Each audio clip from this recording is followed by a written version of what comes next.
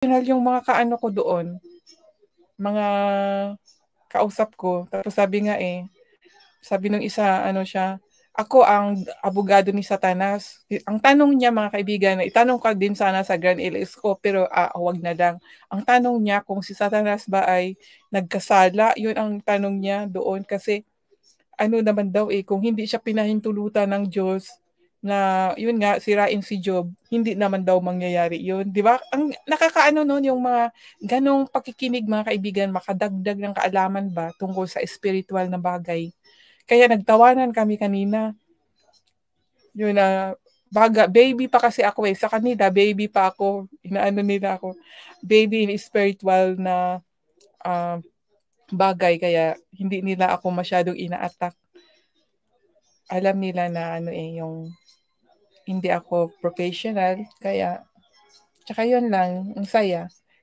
Umalis na ako dahil nga nag-prepare ako dito. Ini-invite ko na rin sila, sana nga pupunta sila 'no. Tapos makita nila yung mga share-share ko baka pagtawanan ako.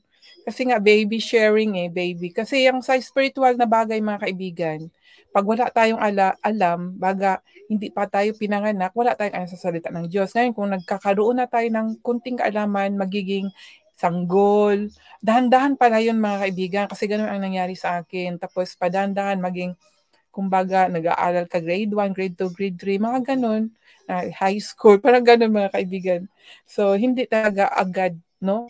Kaya ma-awake, ma-open yung spiritual natin at sa una medyo may pagtatampo, pero 'pag nagiging matured na tayo, may mga masasakit na salita ng Diyos na kumbaga ating nagawa ay may adjustment na, marunong na tayo na, "Para sa akin ba 'tong word na 'to?" Pero examine ano, "Hindi naman ako gumawa niyan, so kung hindi ka guilty, hindi 'yan sa'yo."